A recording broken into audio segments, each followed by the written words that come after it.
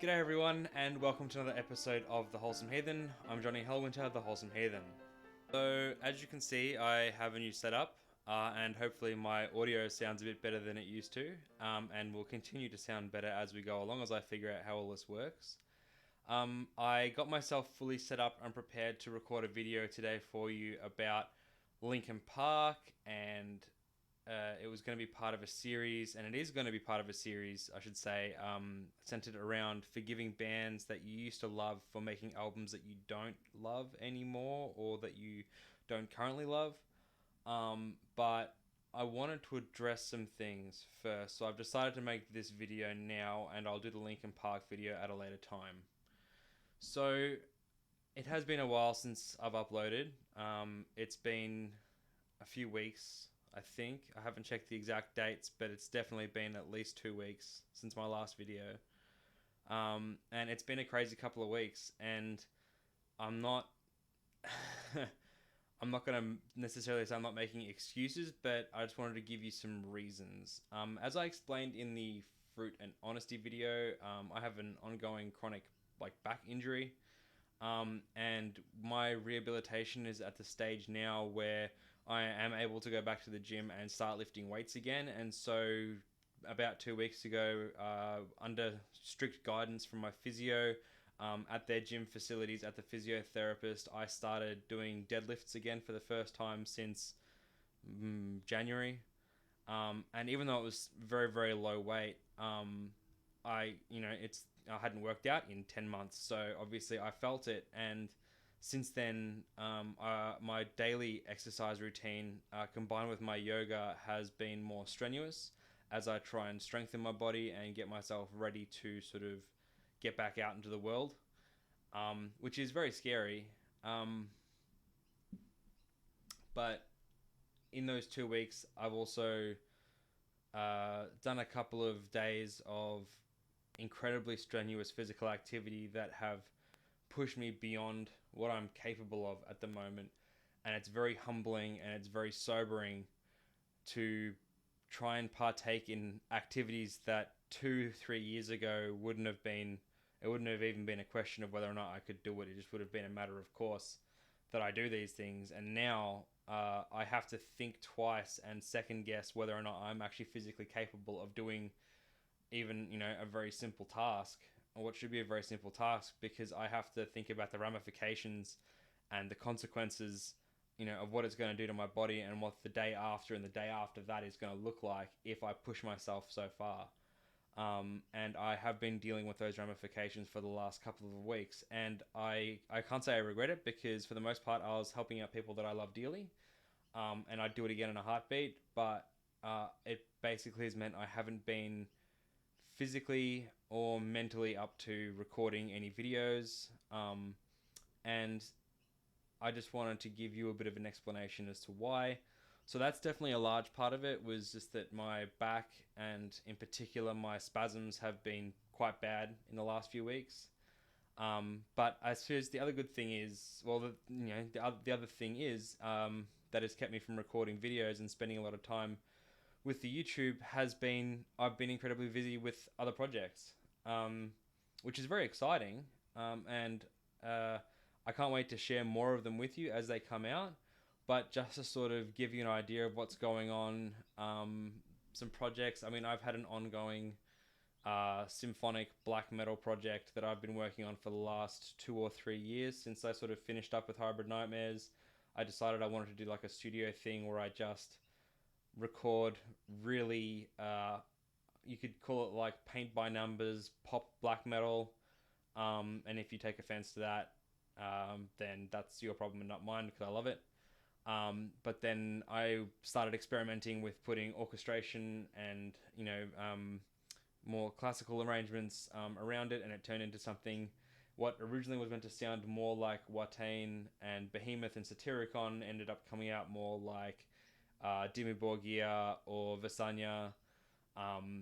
And I'm incredibly proud of that project. And, I've been sharing some of those demos around, and I'm getting mostly positive feedback from people. So who knows, maybe in the near future, if I can scrounge up the cash, I'll get into a studio and actually record it for real. But that would most likely just be a studio project, and I wouldn't play any live shows because basically my physical impairment prevents me from performing live, at least for the foreseeable future. And also, I just straight up don't enjoy performing live music that much anymore. But I'll do a video on that another time. The other things that have kept me from working on my YouTube are things like the fact that I run two D&D campaigns. I DM for two campaigns, both with a dear group of friends, and my darling wife Jess, who is in both. And I love being the DM because I love world building, and I love um, basically being able to give my friends the freedom to do whatever they want within a world that I've created, and sort of I play it pretty fast and loose with the rules. Like, obviously we stick to D&D 5e for the most part, but there's some homebrew stuff in there that we chuck in, or things that have been sourced from podcasts or other sources of inspiration. And for the most part, it is a good laugh. But if anyone who is watching is a DM will know, especially if you're working in a homebrew world, there's a lot of prep that goes into it. So yeah, I find when it comes to game day, like I have to spend like the days leading up to game day preparing stuff, because I suppose the beauty, but also the massive setback of D&D is because the players can effectively do anything they want. It means you have to prepare for anything. Um, so yeah, that's taken up quite a bit of my time, and I love the worlds. I mean, we're playing one that's set in a fictional sort of sci fantasy world that I've been working on as part of a novel that I've been writing since 2014. I sort of started creating this world and started writing characters into it, and I've been working on and off writing a book about it since 2014.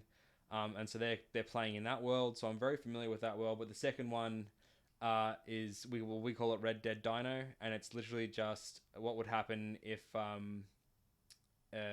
Dinotopia was discovered by like a D&D high magic society, effectively, and sort of like it's got a bit of a Wild West meets Dinotopia feel to it. It was inspired by a wonderful set of drawings by an artist whose work I will link here.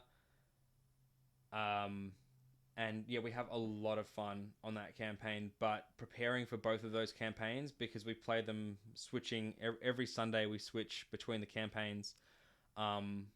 I have to always have something prepared every week for that.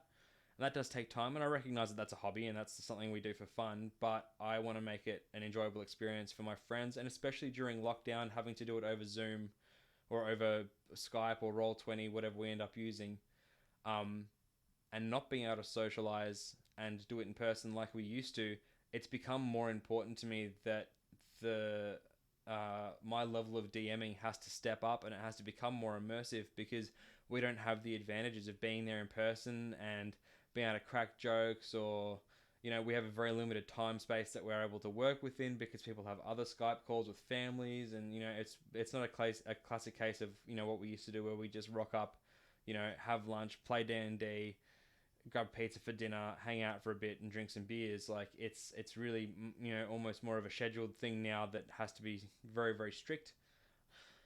My brother Luca and I have a podcast that we've been working on for a little while now, and we've had to sort of go back and re-record episodes and get our audio gear sorted. I mean, we're both part of a YouTube channel that we're trying to get off the ground, a gaming channel, and that's why we bought these mics.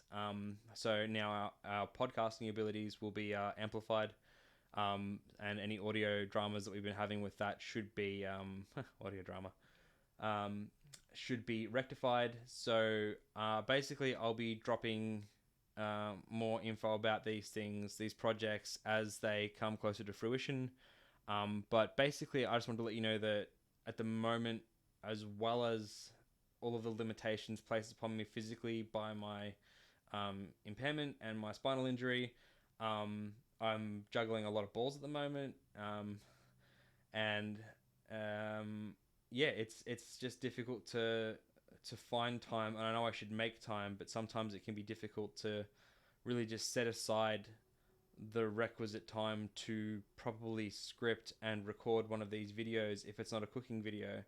And honestly, at the moment, like we've been we haven't been cooking anything particularly inspiring. That's why we haven't filmed it.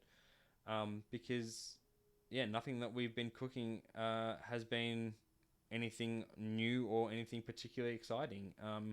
We've both been incredibly busy in the last few weeks, and yeah, I assure you, the next time that we cook something fresh and exciting and something that I think I would like to share with the rest of the world, I promise you I'll film it. But at the moment, I think basically just cooking that risotto from the first episode and then reheating it for dinner 3 days in a row isn't the most exciting thing. I think if you can't figure out a microwave and how to heat up leftovers, I really don't have anything to teach you. Well, I can't teach you. You can't be taught. Um, no offense. But yeah, that's basically where I'm at with all of that. I just wanted to make another one of these videos giving you a bit of an update and a bit of an explanation as to why there's been such a lack of content coming out at the moment. So yeah, I don't really have much more to say. I hope I can get around to making the Linkin Park video for you, and there will be others to follow because it's going to be part of a series. Linkin Park is the first. You'll also see featured artists such as Slipknot and Korn and Avenged Sevenfold and a bunch of other bands that I listened to when I was 14 and then gave up on because they went in a direction I didn't like, or because I got into black metal and all of a sudden they weren't heavy enough to listen to, or they weren't cult enough. So basically, yeah, I would love to share those stories and share those thoughts with you, but I can't promise that they'll be anytime soon. I can't make any promises, but I appreciate you sticking around and sticking with me. It really does mean a lot, and the messages that I got from people after the last video where I talked about my spinal injury and the ways that I have difficulties dealing with that, it really meant a lot to me that people sort of reached out to me and yeah, like showed a lot of love, showed a lot of support. I appreciate that, and also like I had some people who were sharing stuff with me about their stories, and that is something that I'm definitely interested in hearing about because I think one of the worst things about having like a chronic injury, a chronic pain, a chronic illness is to go on top of the lockdown isolation that we all experienced in 2020, especially in Victoria. Um, the isolation you feel when you have a chronic illness or a chronic injury can be very, very real. And just having someone else to talk to about it and someone to share with, I think is very important. So if you feel comfortable and you want someone to talk to, by all means, like message me about it because, yeah, I'm here for it. And I'm sure we'll find common ground somewhere, and there will be a meme for it, and we will laugh and we will have a good time. And be sure that the message will be filled with ridiculous emojis because I love using them because I find them wholesome and delightful. And if you don't like them, fight me. But yeah, that's basically where I'm at with everything. I hope this video finds you well. I hope this video finds you comfortable. I hope this video finds you in good spirits. And I hope to see you again soon.